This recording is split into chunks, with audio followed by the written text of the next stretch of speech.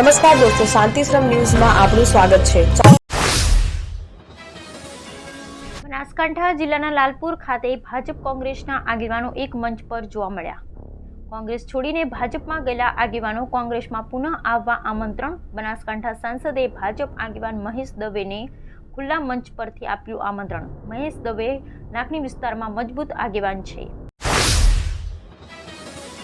સરહદી ભાભરમાં જુગારિયા પર એલસીબી અને ભાભર પોલીસ ત્રાટકી। અલગ અલગ રેડમાં ટોટલ 18 શકુનિયાઓ ઝડપાયા। એલસીબીએ બાતમીના આધારે પંચવટી સોસાયટીના રહેણાંક મકાનમાં કરી હતી રેડ। કાંચીવાસના ભાવેશ સોનીના ઘરેથી 12 જુગારિયાઓ સાથે 3.59 લાખનો મુદ્દામાલ ઝડપાયો। રક્ષાબંધનના પર્વ નિમિત્તે દેશના જવાનો સાથે રક્ષાબંધન મનાવવા માટે 120 જેટલી કોલેજની વિદ્યાર્થીનીઓ ભારત પાકિસ્તાન બોર્ડર પર આવેલ 0 પોઈન્ટ પર પહોંચી અને દેશના જવાનોની રાખડી બાંધી રક્ષાબંધન મનાવવામાં આવી હતી।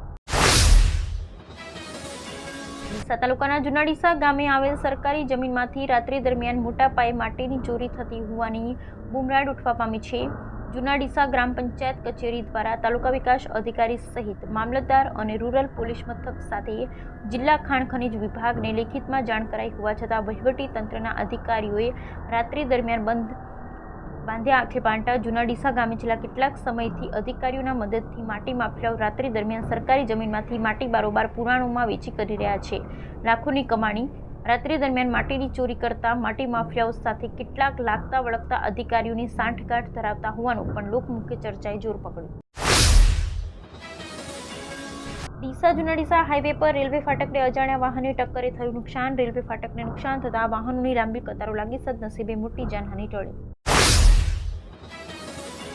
આજે રાજ્યના કેટલાક જિલ્લાઓમાં હવામાન વિભાગ દ્વારા વરસાદની આગાહી આપવામાં આવી છે, જે મુજબ આજે રાજ્યના વિવિધ જિલ્લામાં ભારેથી મધ્યમ વરસાદ પડી શકે છે।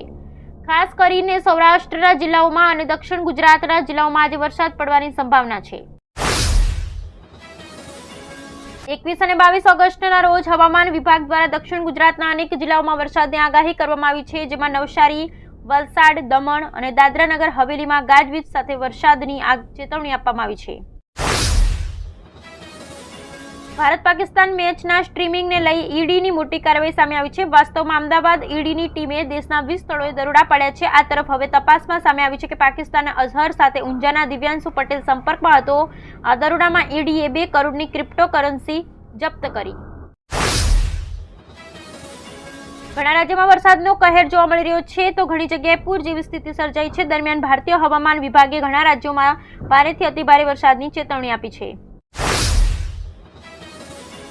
જમ્મુ કાશ્મીરના બારામુલ્લામાં ભૂકંપના આંચકા અનુભવાયા છે। નેશનલ સિસ્ટમોલોજી સેન્ટર અનુસાર રિક્ટર સ્કેલ પર ભૂકંપની તીવ્રતા 4.9 માપવામાં આવી હતી। અચાનક આવેલા ભૂકંપથી સ્થાનિક લોકોમાં ભયનો માહોલ સર્જાયો હતો। જો કે ભૂકંપના કારણે કોઈ નુકસાનના સમાચાર નથી।